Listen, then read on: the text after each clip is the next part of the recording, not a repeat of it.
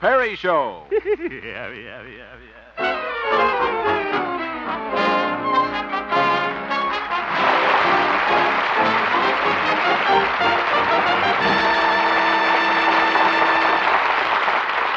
And now, Harold Perry as Honest Harold the Homemaker.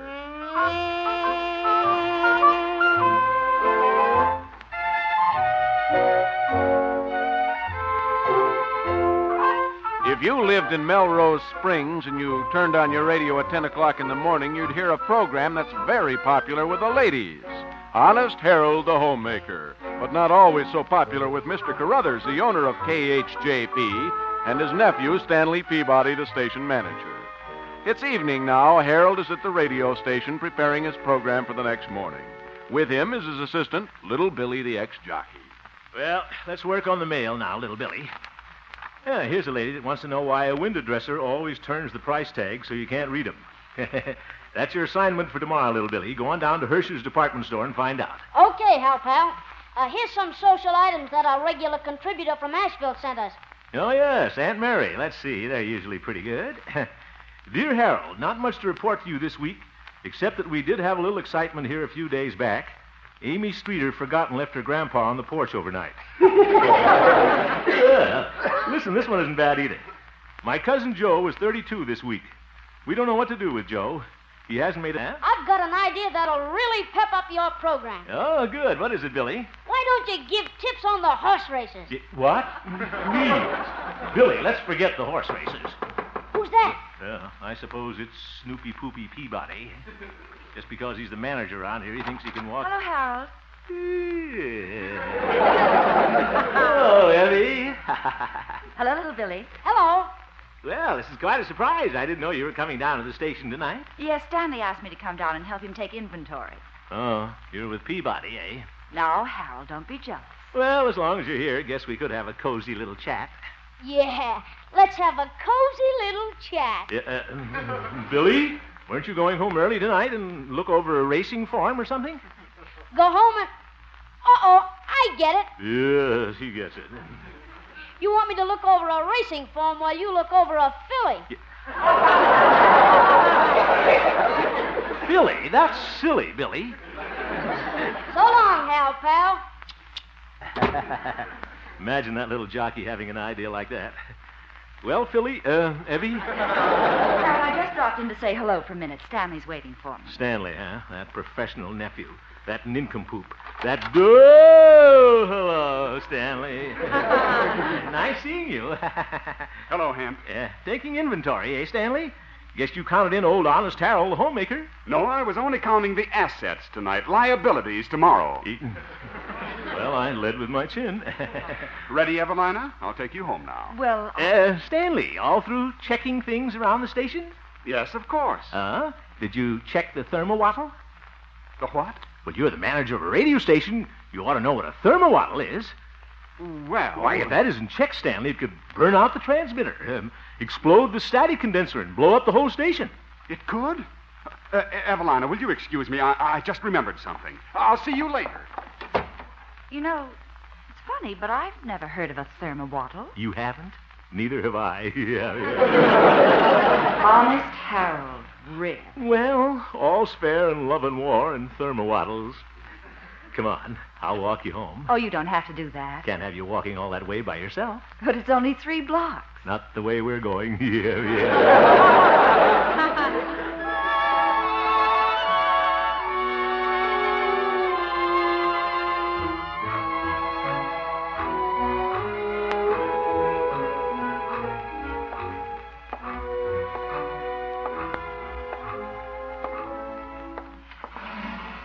Come in, Harold. Yeah, thanks. We'll have to be quiet. Uncle Doc is asleep. Yeah, dear old Doc Yak Yak.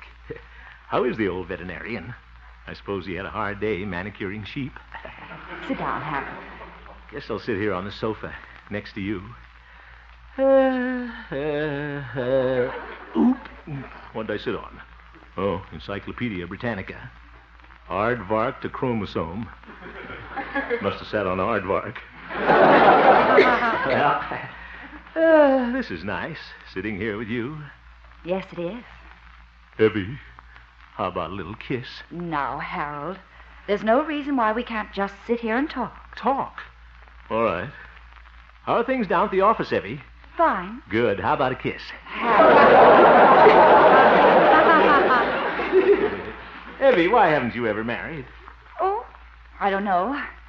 I suppose I've been waiting for a tall, slender Prince Charming. Oh? Would you settle for a short, chubby homemaker? Harold, you know I'm very fond of you. You have so many good qualities, especially your honesty. Well... But it's important to have a sense of proportion. Sometimes you go off on impulsive crusades about inconsequential things. You tilt at windmills. I do? Last thing I tilted was a pinball machine. I mean, you're like Don Quixote. Don Quixote? Don Quixote was a character in one of the great novels about old Spain. He was a crusader, too. Oh. He saw every windmill as an imaginary enemy and went charging into it with his lance. Oh, I wouldn't do that. Besides, there aren't any windmills in Melrose Springs. Oh, dear, I guess you'll never change. Evie, would it make any difference to you if I did? Well, it might. Well, if it means so much to you, I'll reform. No more tilting pinball and windmills. Do you really mean that, Harold? You bet I do. You know you mean an awful lot to me, Evelina. Remember when I used to sing this to you? Evelina, won't you ever take a shine to that moon? Remember? Evelina, ain't you bothered by that bobolink's tune?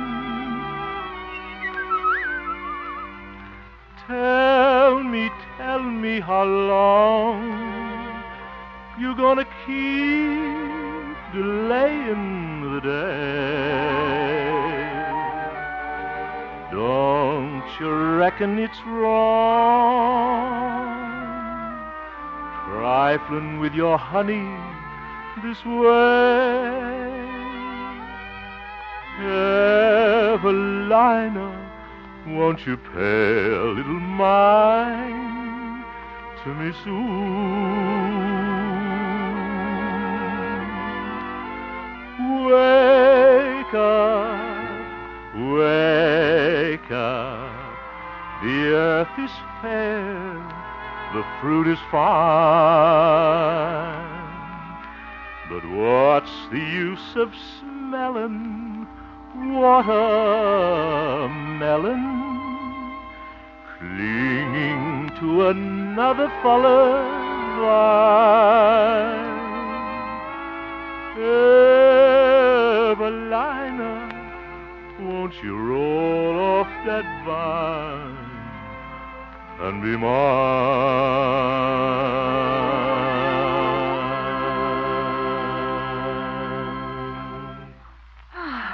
That was nice, Harold. You like it?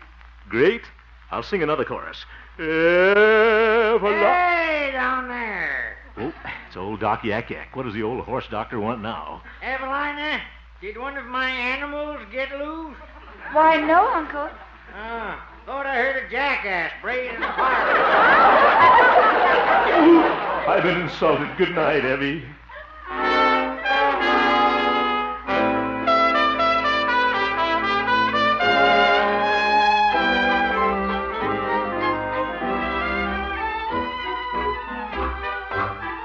Hurry, I'll be late for my program this morning.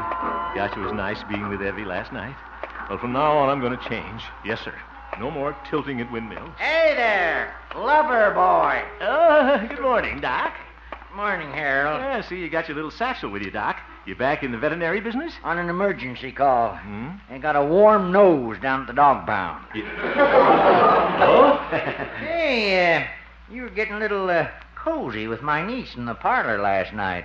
Weren't you, Dreamboat? How did you know? I snuck downstairs and took a look. Doc, you ought to be ashamed of yourself. I was kind of sorry. Didn't learn a thing. Evie is wonderful, Doc. She's going to make a new man out of me. Yes, sir. You're now looking at the new Harold Hemp. Don't look a bit better than the old one. No more going to bat over every Say, Harold, Yeah? heard something this morning that ought to interest an old crusader like you. What? City's planning to cut down that big elm tree on Main Street. The one by Hofstad's hardware store? They can't do that, Doc. Why, that tree is as old as Melrose Springs. She's leaning. Old man Hofstad claims it might fall on his store. Says it's like living under the hanging sword of Damocles. Why, the old crab. I defy the city to cut down that tree. Just wait till you hear my program this morning. Woodman, spare that tree. Touch not a single bough. For years it's sheltered me, and I'll protect it. Oh. That's a nice poem, but it don't rhyme. I just remembered something, Doc. If the city wants to cut down that tree, it's no affair of mine. What? It's just another windmill. Oh, it's a tree. I'm not interested. Not one little bit, Doc. I'm through crusading over these little inconsequential things. Harold, are you sick? What? Let me feel your nose. Yeah. Please, Doc. After all, what if they do cut down that elm tree? Just because the whole town's grown up around it? All the children played in its shade. Sweethearts carved their initials in it. Little birds had their happy homes there. See you later, Doc.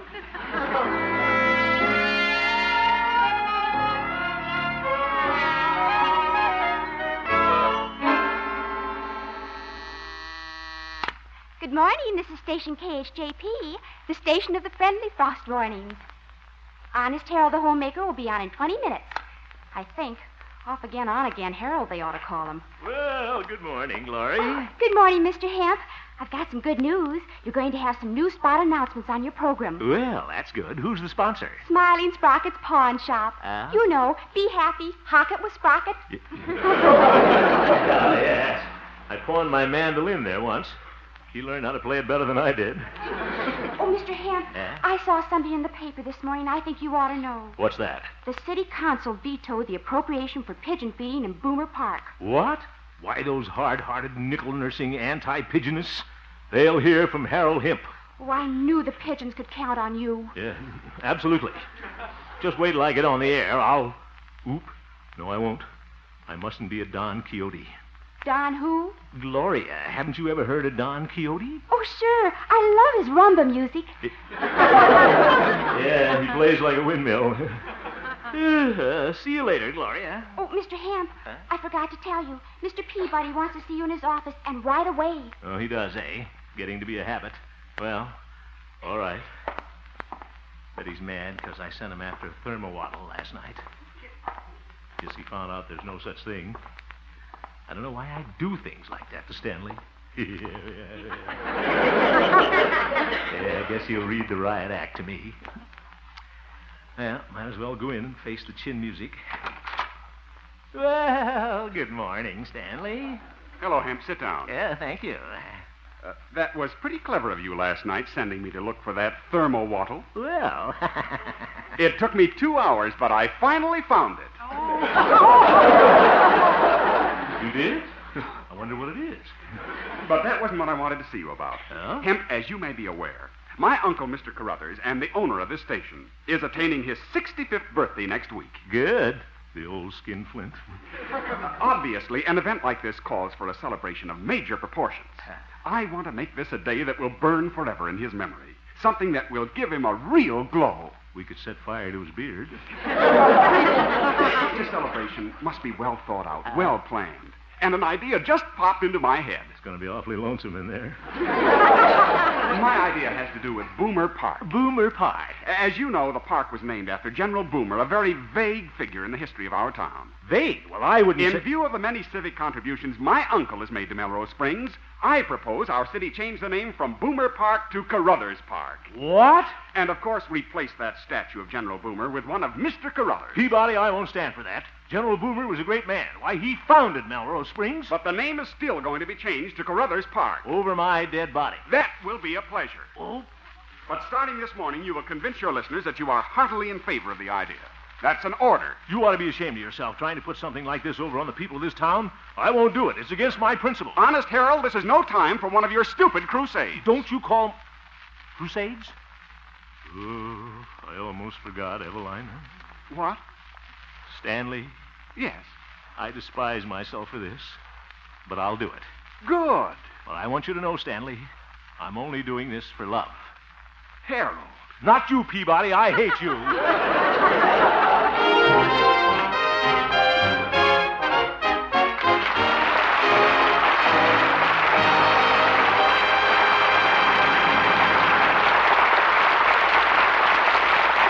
We'll return for the second act of our story, Honest Harold, in just a moment. 3 more top stars check in next Sunday, October 1st, at CBS, The Star's Address. Amos and Andy will be back with the Kingfish and their other cronies, and Red Skelton will return for another great season of laughter with Junior, the Mean Widow Kid, Willie Lump Lump, and Deadeye the Cowboy. Be listening next Sunday night for the return of Amos and Andy and Red Skelton on most of these same CBS stations.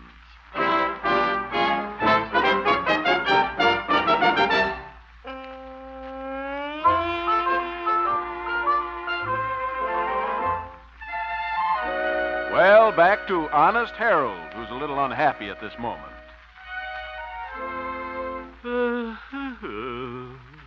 For the first time on his Happy Homemakers program, Honest Harold let the people of Melrose Springs down. You said it. Against all his instincts, he came out in favor of changing the name of Boomer Park to Carruthers Park. Yeah, I could bite my tongue off. It's late in the afternoon, and Honest Harold is slinking down the hall of the radio station. Good night, George. Probably didn't hear me. Good night, Jerry. Must be busy working on those W-4 forms. Good night. Snob. You might as well face it, Honest Harold. Ever since your program this morning, nobody's speaking to you. Good night, Harold. Good night, Peabody. There goes one windmill I ought to tilt. Relative. Yes, Gloria? Oh, gee, everybody's sure mad at you. Yeah, I'm aware of that, Gloria. Mr. Feeney called from the post office. There's a stack of letters there for you already. He said some of them threaten mayhem. What's that? Never mind, Gloria. Well, I think I'll run over and see Evelina. Mr. Hemp, do you want me to take the calls that come in for you? No, better not, Gloria. You're too young to hear that kind of language.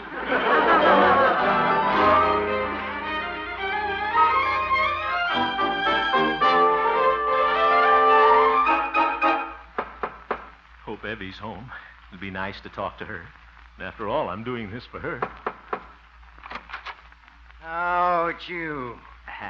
Good evening, Doc. Is Evie home? Nope. Oh, be home soon? Nope.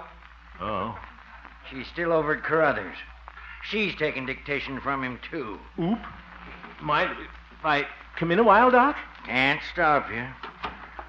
Well, what's new? Carruthers Park. Now, look here, Doc. Honest Harold. But, Doc, I'm doing it. Just goes to prove what I always said. Animals are more honest than people. Mm-hmm. Never catch a cow trying to sneak on a streetcar with a 3-day-old transfer. Never heard of an Airedale being sent to jail for cheating on his income tax. But, Doc, what else could I do? All I know is I'm disappointed in you, Harold. Coming out in favor of changing the name of Boomer Park. You know everybody's against a thing like that. Why, if you keep this up, you won't have a friend in town. I don't care. I'm doing what I think is right, and I'll stand by it. I'm as honest as I ever was. I'm a low, crawling, miserable worm.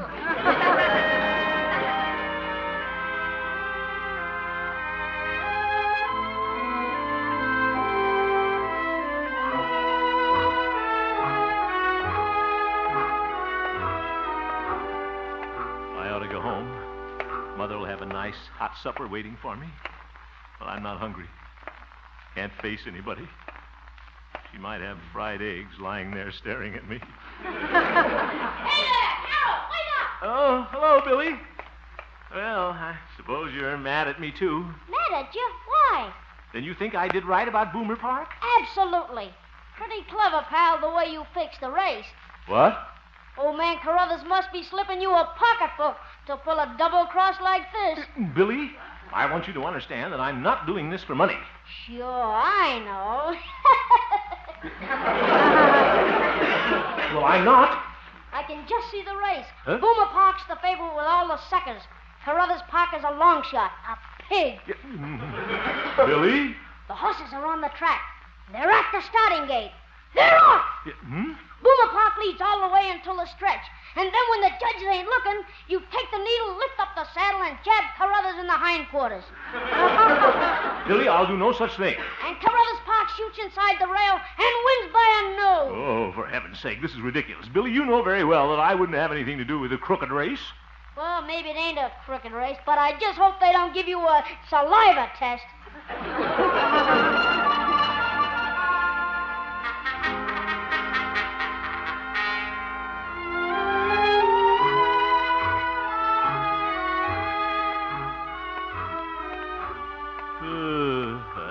Why don't I go home? I'll have to go home sometime. Why did I pick some other place to walk? Boomer Park. If anybody sees me here, I'll get shot. Oh, hello, little pigeon. Well, come here, nice pigeon. Whoop. Flew away. He's mad at me, too. What am I going to do? Who's that? Oh, General Boomer's statue. Hello, General. How are things? Just think. Been sitting on that horse for 80 years. Must be getting saddle sore.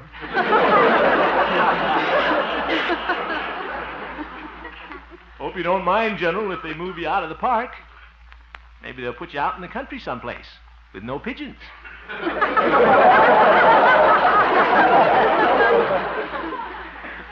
Hate to do this to you, General, but it's for love.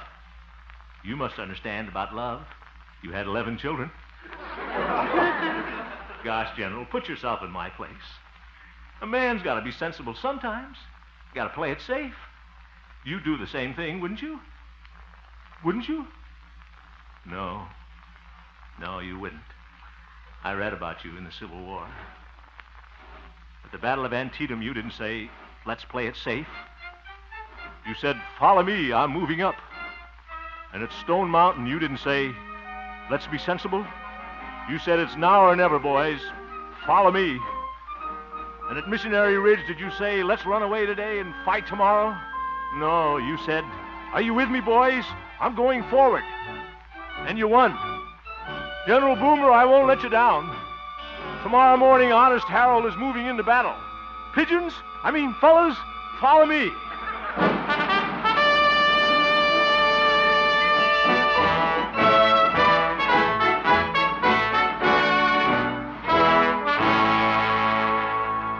And so, listeners, this is Honest Harold the Homemaker telling you once again that I will oppose, and I urge all of you to oppose, any scheme to change the name of Boomer Park.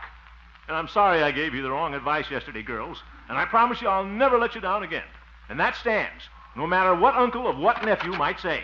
Hemp, have you gone mad? The static you just heard is Stanley Peabody.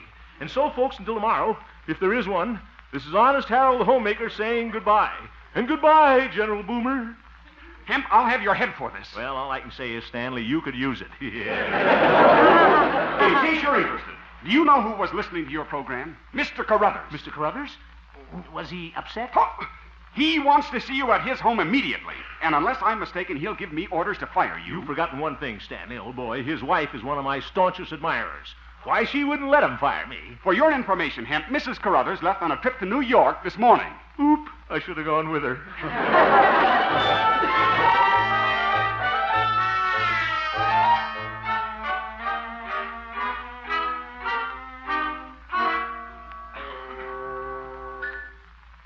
Well, here's Carruthers' mansion.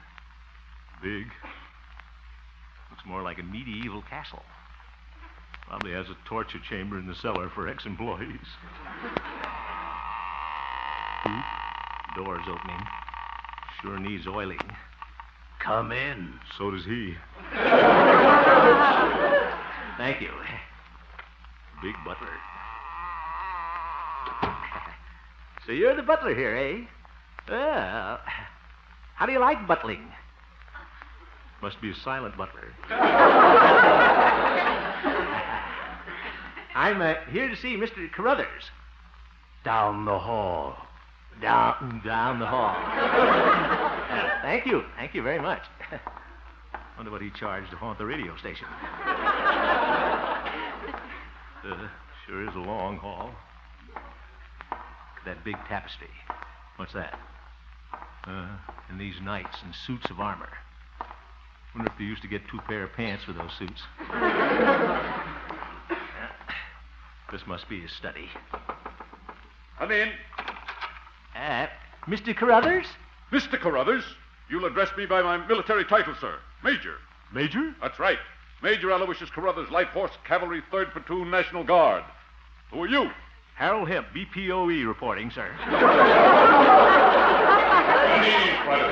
Private. Oh, thank you. You the young fellow who has a program on my station? Yes, sir. Honest Harold the Homemaker. Songs, household hints. Why hint? Come right out and say what you mean. Oh, yes, sir. I'll do that. Why doesn't the old boy fire me and get it over with? How are things at the station? I may inspect there one of these days. Ready for inspection? Huh? Always be ready for inspection. Keep your shoes shined. Never volunteer. Remember that. Yeah. Oh, brother. Try a life and live off the country. Now, young man, I heard you say something this morning about renaming Boomer Park. Oh, here comes the firing squad. Look there on the wall. Huh? Map of the Civil War, Battle of Antietam. I'm writing a book on that battle. Look at that pin, the big red one. Know what that is? A USO unit? That, sir, is General Boomer. Who? General Martin P. Boomer, one of the greatest tacticians of the Civil War. General Boomer? Follow me, I'm moving up, Boomer? His words exactly. Ah, remarkable soldier. And that ant-brained nephew of my wife wanted to rename Boomer Park after me. Doesn't he know the difference between a major and a general? I'll explain it to him, sir. Right. Go back there, Hemp, and shake up that outfit. Tighten things up. Tell him to prepare for inspection. Yes, sir. It'll be a pleasure. Honest Harold, you're dismissed. Dismissed? Oh, you mean I can go?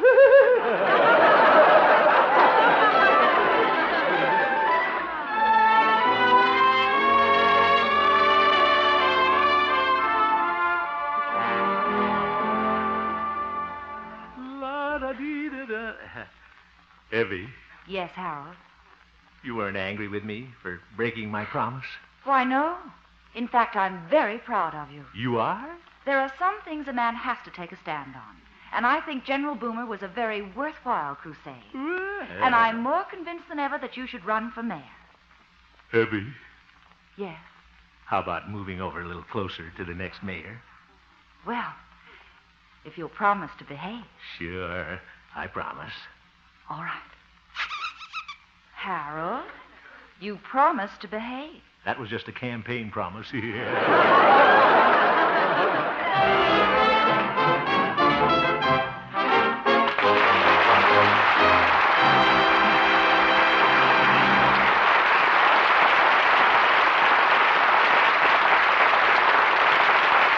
just heard the Harold Perry Show, Honest Harold. The supporting players included Francis Robinson, Ken Peters, Jerry Marin, Jack Moyles, and Will Wright, and featured Gloria Holliday as Gloria and Joseph Kearns as old Doc Yak Yak. Norman MacDonald directed, and the music was composed and conducted by Jack Meakin. Tonight's script was written by Gene Stone, Jack Robinson, and Dick Powell.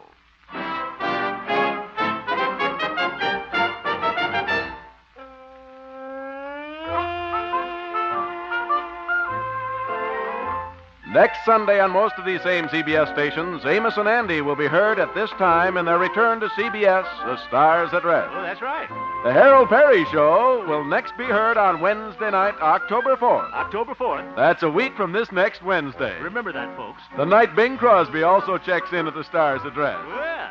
Be sure you're listening for the next Harold Perry Show a week from Wednesday on most of these same stations. Don't forget it. Stay tuned now for Percy Faith's Orchestra, which follows immediately over most of these same stations. This is CBS, the Columbia Broadcasting System.